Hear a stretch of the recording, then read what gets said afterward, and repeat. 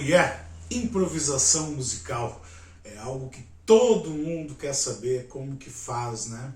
Como que faz essa magia. Eu escuto muito dos meus alunos: ah, professor, eu quero chegar a escutar uma música e sair tocando, que nem eu vejo os músicos fazendo. Bom, meu nome é Gaspar Mônica, seja muito bem-vindo ao canal da Gaita e eu vou falar um pouquinho com vocês sobre improviso musical e alguns mitos sobre essa técnica, vamos assim chamar, certo? Bom, a gente tem a impressão, né, de que um bom músico, ele chega e ele toca qualquer música, né? Ele escuta e sai tocando. Um pouco disso é verdade, tá? Um pouco disso é verdade, principalmente se você é leigo e o seu ouvido também, né? Por que eu digo isso? À medida que você vai estudando, você vai se aprofundando no mundo da música, enfim, você vai aprendendo a tocar um instrumento, ou enfim, aprendendo a ouvir a música melhor, você começa a ficar com o ouvido um pouquinho mais aguçado e começa a encontrar coisas fora do lugar que antes talvez você não notasse, tá? Então, para o leigo, né, parece que o músico chega e está tocando ali, ele nunca ouviu a música, ele chegou, foi convidado para tocar ali, e chega e fez uau, tocou muito bem. Não, na verdade, a gente que toca, né, sabe que às vezes tem algumas coisas fora do lugar, né, por conta de um desconhecimento de uma parte da música, alguma coisinha não fechou tão bem, mas que num todo, né, parece bem legal, principalmente no calor do momento, certo? Então, assim, essa coisa de que o improviso é uma coisa mágica não é bem assim, né? Não é bem assim.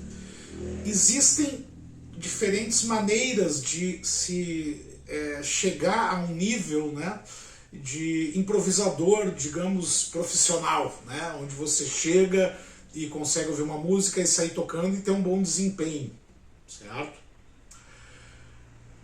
Nenhuma dessas maneiras é uma mágica, né, um dom supremo, um dom divino, alguma coisa assim que o cara foi lá, né, foi tocado ali, abençoado com o dom de improvisar. Não é bem isso, tá?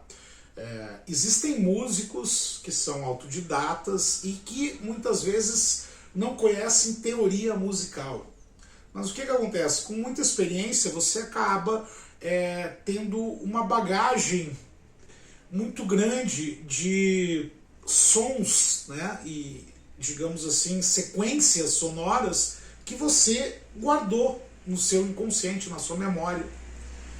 E você consegue acessar aquilo ali por reconhecimento auditivo, né? Você escuta o que está acontecendo na música e você sabe, quando esse som soa dessa maneira, eu consigo encaixar esse tipo de sequência musical, né? Ou sequência de notas aqui dentro, certo? Então, assim, mesmo que o músico não tenha estudado teoria musical propriamente dita, ele praticou música por muito tempo e ele consegue, com a sua experiência, né, ouvir algo e interagir com aquilo que está sendo tocado de uma forma harmônica, melódica, agradável, né, aos nossos ouvidos, certo? Mas isso não quer dizer que esse músico não tenha estudado, né? A prática dele é o próprio estudo. Muitas vezes é assim que se dá a construção musical de um determinado artista, né? Ele nunca estudou teoria musical, ele nunca estudou música, mas ele passou a vida perseguindo sons, organizando sons, certo? Vamos lembrar do que é o conceito de música, né? Um conceito mais moderno de música, né? Antigamente se dizia que música é o que tem melodia, harmonia e ritmo. Não é bem isso, né? A gente já tem um conceito mais amplo de música.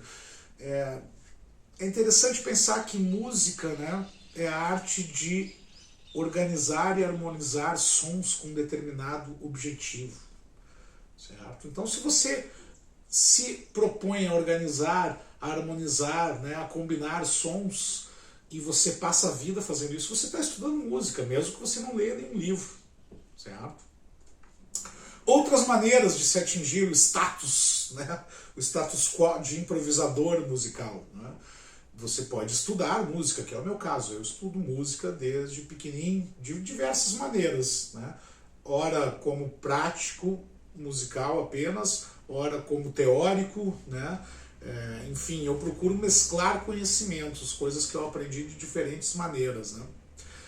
Então, assim, algumas coisas que eu gostaria de falar que ajudam você a se tornar um músico com capacidade de improvisar, certo? Então a primeira coisa é você ouvir bastante música, né? Você tem que escutar bastante música, isso é fundamental. Se você é músico, você deve escutar. Observe outros músicos também, né? Procure ir a shows, procure frequentar shows e tudo mais, né? Tudo isso vai ajudar você bastante, tá? Procure conhecer escalas e harmonia, entender como funciona um campo harmônico, como funciona uma tonalidade, como é construída uma escala. Isso é muito importante também, ajuda você demais. Entender a sonoridade que te proporciona uma escala. Explorar a sonoridade que te proporciona uma escala. Importante você saber a diferença de acordes maiores e menores, de escalas maiores e menores, certo? Ah, dá para aprender a improvisar sem tudo isso? Não, dá também. Dá também. Você pode aprender a improvisar sem ter esse estudo. Como eu falei, né? Você pode ser apenas um músico prático, um músico folclórico, né? Que simplesmente sai tocando e organizando sons. Esses estudos, muitas vezes, economizam tempo. Eles apontam caminhos, eles já organizaram o conhecimento de uma certa forma para que você aproveite ele mais rapidamente, certo? Então é disso que se trata, né? Então você tem um conhecimento de harmonia, de campo harmônico, né? De tonalidade, um conhecimento de escalas, tudo isso ajuda você a improvisar. Tem mais questões técnicas e teóricas que até fogem do meu conhecimento. Eu sou um cara que tem um conhecimento básico de teoria musical, né?